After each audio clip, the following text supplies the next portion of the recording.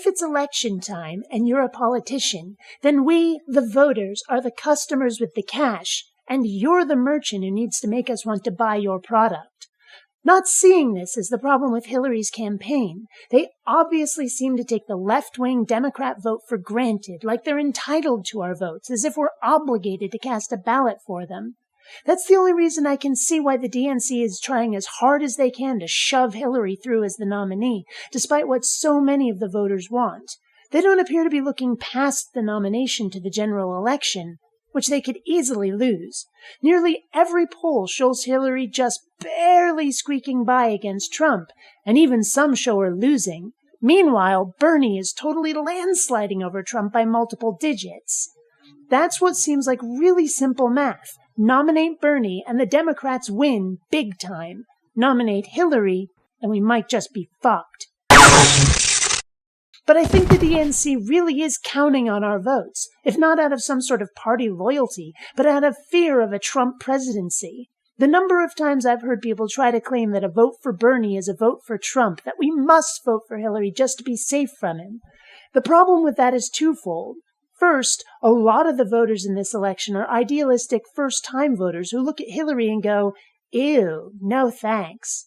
And let's face it, the younger you are, the more likely you are to take this kind of stand. Second, telling us to vote for Hillary or we're going to get Trump instead, well, I think people use the word terrorism too broadly these days, but it's definitely blackmail. And I think they're counting on that to work come the general election.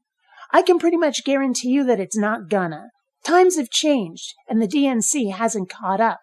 They're still expecting business as usual. They don't seem to realize that having a D attached to their name doesn't guarantee the Democrat vote. Not anymore. And Hillary simply doesn't have what it takes to be elected. People don't trust her, don't think she's honest. A lot of what she stands for simply isn't a lot of the left-wing wants or needs. Coupled with the apparent voter problems that somehow always benefit her and never Bernie, the fact that she won't release those transcripts, that the FBI is about to get her deposition on the email scandal, she's just plain not someone we want as president. And she's not going to get our vote just because she's allegedly a Democrat, if only in name. As I see it, she's not a Democrat. She's a Hillary Republican. And it works on the other side, too. There are Republicans who object to his policies and positions, so are definitely not voting for Trump. Guess who they're voting for instead?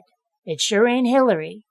All of this voter support for Bernie Sanders, and the DNC still insists on pushing Hillary down our throats, then trying to scapegoat us BernieOrBust folks as if we're responsible for a Republican president. But the fact is that most Hillary supporters would vote for Bernie, and we won't vote for Hillary.